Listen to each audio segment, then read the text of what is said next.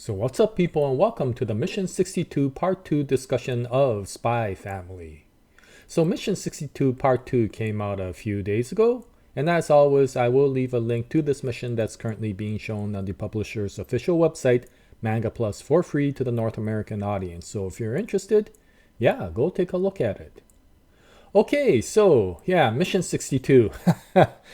Yeah, I think I can safely say this is the darkest chapter of the series so far. And to be honest, I am glad Tatsuya Endo took it to this level because the subject he is talking about is war.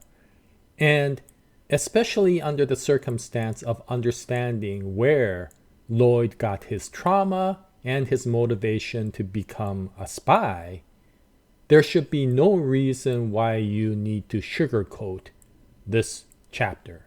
And that's one thing I really like about Tatsuya Endo. This is a wholesome manga, and there is a lot of comedy, but the main topic that it revolves around is spies and assassins. And Operation Strix, just like with any other operation in the covert organization, is one that is relatively dangerous. And so despite the wholesomeness that you see often in this manga, you also see the other side of the violence that occurs in their daily lives. And when the topic goes to something as serious as war, Tatsuya Endo does make sure that people understand just how devastating this topic is, especially to the eye of the main character. And so this is a very interesting chapter in that we're seeing war through the eyes of a child. And because of that, a lot of the internal turmoil that goes on within Lloyd's head is that which you might see from someone who is young at age. Up till now, he has been romanticizing this conflict that goes on between the East and the West through his spy games. But now he's seeing the reality, and oh my gosh, he's seeing the reality, because not only has Ostania invaded Westalis, but immediately after the invasion begins, it seems they started shelling the city. And a missile or a bomb or a shell explodes right near Lloyd. Had Lloyd not been wearing his helmet that he often wears during his spy games, he might have gotten killed. And whatever the case, the old lady that he often bought snacks with and he used to befriend and talk with a lot is no longer there. Her store is completely destroyed. In fact, everything around him is gone. And that creates that disbelief. What the heck is going on?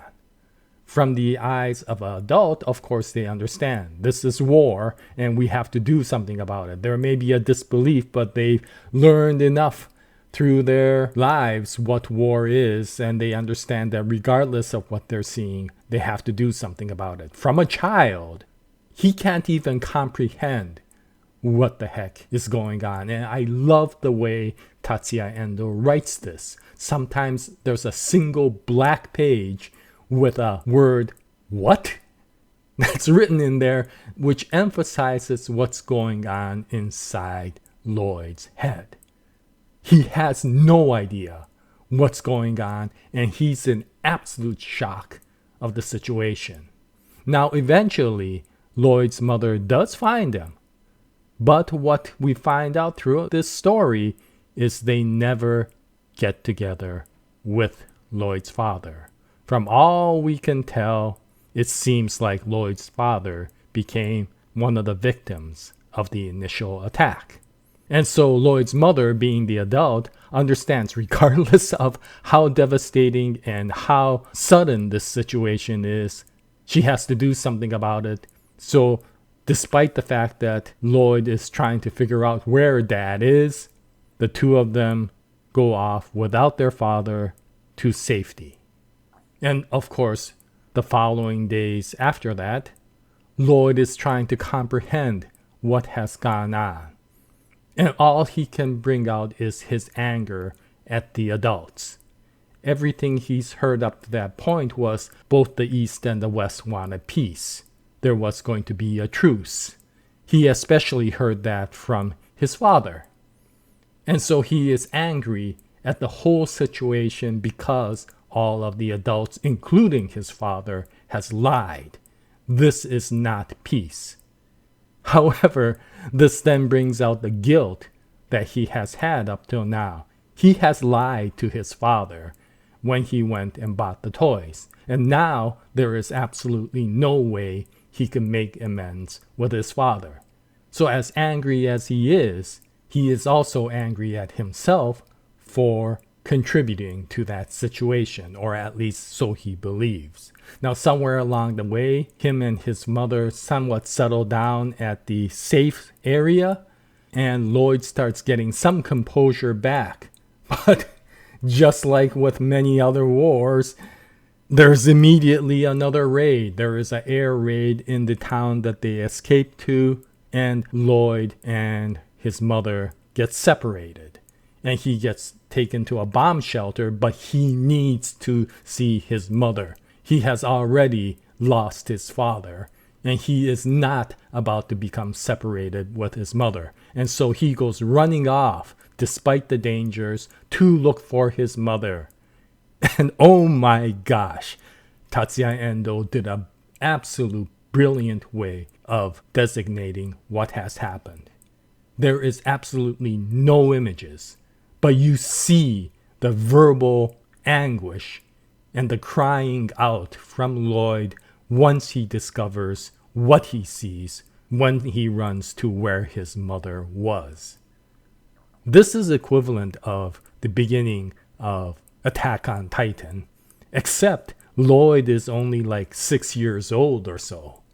And now we also understand that very first image that we saw in chapter 1 about this devastation. We now understand what led to that and why Lloyd was saying he was all alone and there was nothing he could do except cry.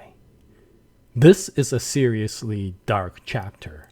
But this then does set up for what happens later, which is, of course, now all that's left in Lloyd is this anger towards the East.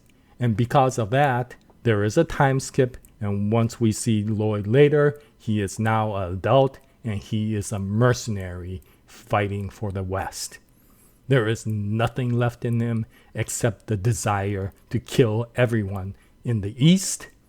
And because he is very good at creating strategy, he becomes a very, very good soldier for the West. Now, this chapter is interesting because it ends in a very interesting note that probably will take this story in a new direction, which is, of course, when Lloyd meets Frankie. And it'll be interesting to see what happens with regards to that. One thing that was a question throughout this entire time. We know Lloyd is from the West. We also know Anya and Yor are most likely from the East. But we are not sure about Frankie. Was Frankie planted into Ostania to be an informant? Or was Frankie hired as an Eastern citizen of Ostania to be an informant for the West? We're not sure, but from my assumption, I am thinking it's the latter. He is an Ostanian, and of course, because of that, he symbolizes someone that Lloyd hates. And I got a feeling that somewhere along the way, Lloyd is going to understand the problem is not the East, or just the East. The problem is the war itself, the conflict that is constantly going on that created this devastation in the first place. And this would then understand what he meant in chapter 1 when he said the reason he became a spy is because he wanted to create a world where children didn't need to cry. In other words, this isn't about kidnapping or about simple situations for a child. This is about the destruction that war can bring, and the victims that come out are often children. And so he is becoming a spy, not just to take out the East, but he is becoming a spy to try to bring peace to the two countries. And that's interesting because, of course, in chapter 1, he was a cold, calculating spy. So somewhere along the way, he probably lost his objective. And as he found Anya and Yor, he started understanding and remembering what that objective was. And by understanding what his backstory is and the sheer anger and hatred that was created through this confrontation, we are starting to really understand Lloyd's persona. And this is really, really well written by Tatsuya Endo. It gives the seriousness, it gives the darkness of the whole situation while retaining and better understanding the actual main character. Now, it'll be interesting to see how this moves along in the near future, in that how will Lloyd interact with Frankie and what made them the friends that they are now. But it will also bring up one question in the far future. It is often said in manga land that you do not ever assume somebody is dead until you see their bodies. Now, of course, we didn't see the mother's body, but through that indirect anguish and the crying that we saw by Lloyd, we understand what happened to the mother. But curiously enough, Tatsuya Endo did not dwell upon the father the same way. The father just disappeared. So did the father die? Or is he in the West still alive? Or, the bigger question, is he in the East? Was the father really a citizen of Westalis? Or was he a planted spy of Astania? And if he was a planted spy of Astania, once the war broke out, was that part of his dad's mission? And if so, did he leave his own family? Did he abandon his family because his mission was over? If that was the case, you know that the father is going to show up sometime in the future. And you could see the contrast between the two characters, Lloyd and his father, if the father became that way, because of the fact that the father abandoned his true family while Lloyd would give his life for his fake one. And how would those two personas conflict against each other in the future? That would be a very interesting plot to see. But I do not know if that's the way Tatsuya Endo is moving, but I did find it curious that how he treated the disappearance of the father was completely different from how he treated the death of the mother. And so it'll be interesting to see how this overall story continues in the future. But in any case, next chapter is most likely about Lloyd and Frankie, and I look forward to that. And once it comes out, I'll bring out another episode, and I hope you join me at that time. But this is the Mission 62 Part 2 discussion of Spy Family. Thank you very much for listening. Happy manga reading. And as always, Jaya, nice day, everyone.